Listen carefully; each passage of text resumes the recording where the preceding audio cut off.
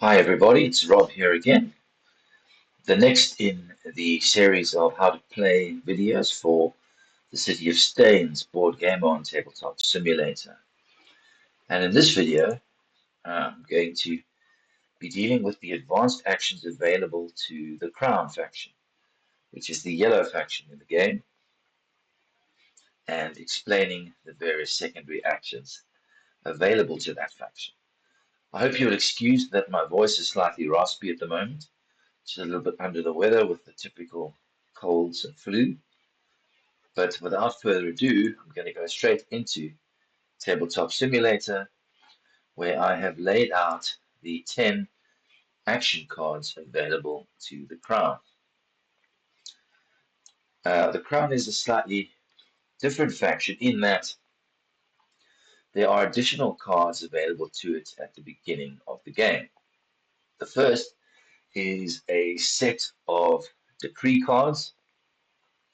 These are laws. There are 22 cards in this deck, and they are essentially laws that can affect the way the game plays, which the faction of the Crown can put into play and effectively change the landscape and the rules of the game while they're in play.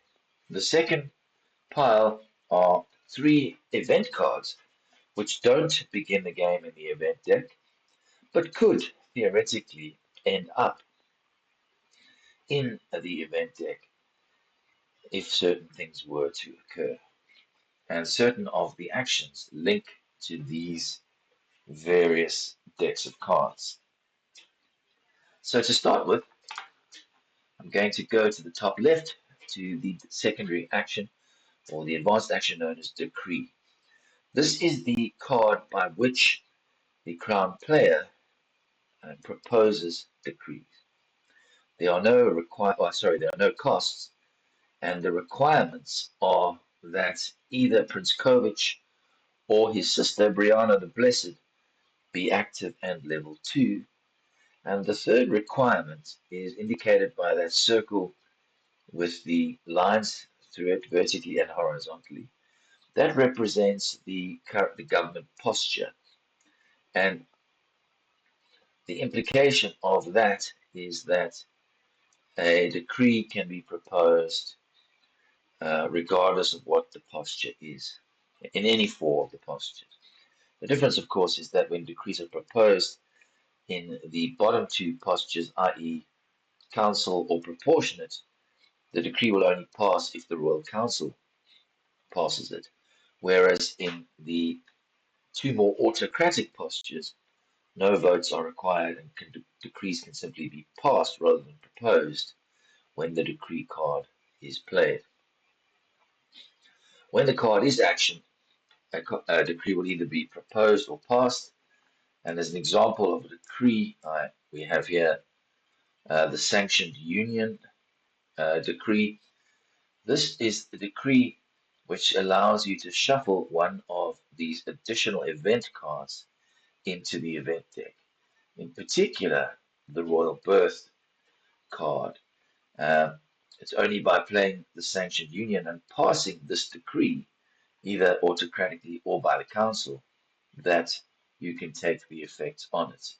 The effect is to search in your little deck here for the Royal Birth card and to shuffle that card into the event deck. Now, the Royal Birth card is a card which engages with the Crown's alternative win condition. So if they don't win by controlling the requisite number of quarters, there is a method utilizing this card that allows the Crown to win the game. So having this event in the event deck is a prerequisite. The other two events are events which are put into the event deck on a compulsory basis by the Crown in the event that it achieves the more autocratic postures. The first time it reaches to scroll up, to give you an idea, sorry, I've deleted the board so you won't be able to see, but when it achieves the third level of posture, it shuffles riots into the event deck, and when it goes to the final most autocratic level, it shuffles the Bloody Revolution card into the event deck. So that is the effect of those three cards. But getting back to the decree card, which is up here, you can see that the secondary effect is that the same card, i.e. decree, is shuffled back into your draw deck. So like certain other factions, the crown also has a card which can effectively be cycled again and again through the event deck, through the action deck of the crown. The next card is known as attitude, and it refers to the change in government posture. The requirements regarding leaders are the same as the decree card, but there's no other requirements, and this allows the crown player to adjust the government attitude or posture by one step, provided the requirements are met. The dial that contains each of those postures has certain requirements that are set out on the arrows, and those have to be met before this card will have any effect.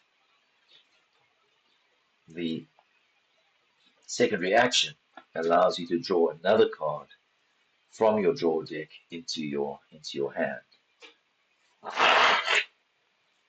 The next card is the Army Returns, and this card has a cost of a melody token. That melody token must be placed on General Virox, if possible, because he's the leader depicted on the card. And also, further requirement is that there be two buildings of a certain type in play, and that is the military type of building. So there must be two or more military buildings in play before this card can take effect. It is a card that is leader linked. You can see the leader icon on it. And the effect is to add influence in every quarter containing a military building. And you add 2 influence at every such quarter. So the more military buildings that are in play, the more this card allows you to add, and the stronger it becomes. Secondary effect is to then have a contest. You have the contest anywhere you choose, provided you have influence there. And furthermore, you advance the posture regardless of whether or not the requirements are met. So unlike the attitude card, where you can only advance if the requirements are met, when the army returns, you can avoid requirements to force a change in posture in one direction, following the arrows or the clockwise direction. Secondary effect is to gain a treasure. So a very powerful card, very forceful card, but requires certain specific conditions for its play. An easier card to play normally is the Patriotism card. This one, it as a cost of 1 coin, there needs to be at least 6 crown influence in play, and either Prince Kovach or Brianna the Blessed must be active and level 2.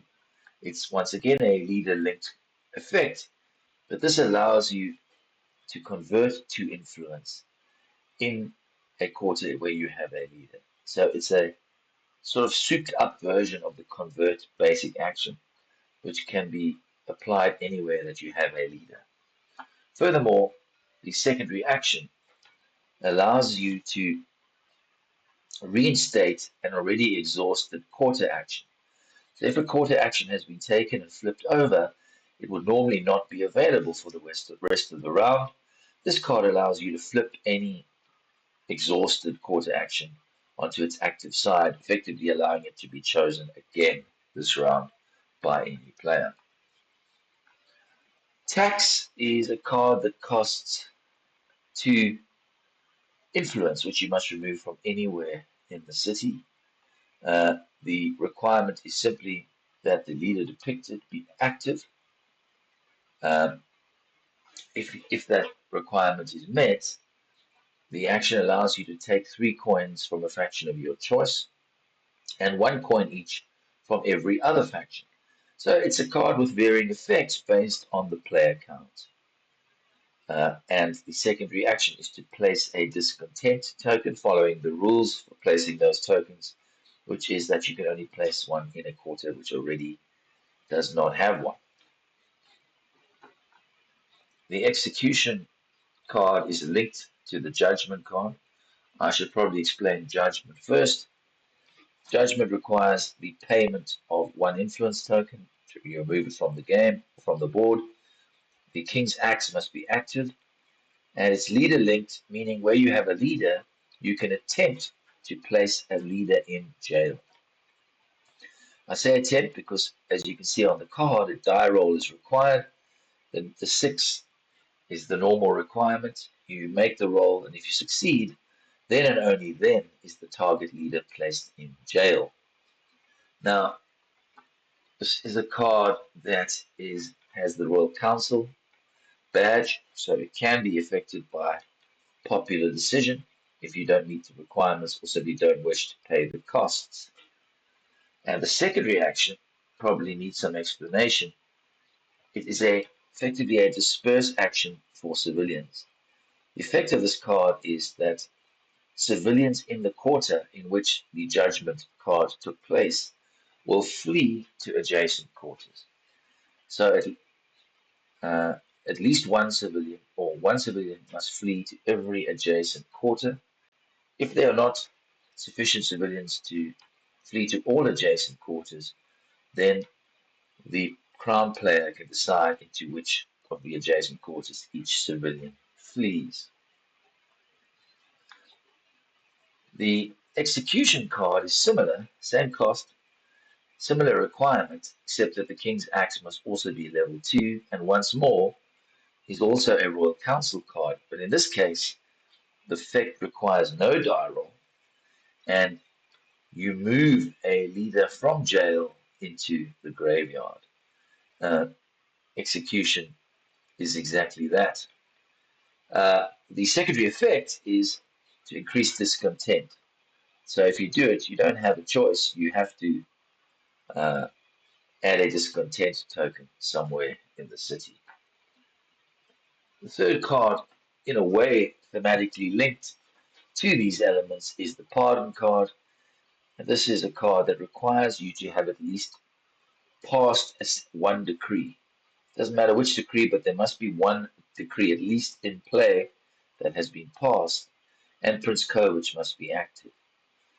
Then, if these requirements are met, you can remove one leader from either jail or exile and return them to their faction board. The card is Royal Council, so you could do this even if you haven't got a decree in place, or even if Prince Kovach is not available, provided the Royal Council were to agree. And remember, as the crown player, you will break any ties in votes in the Royal Council.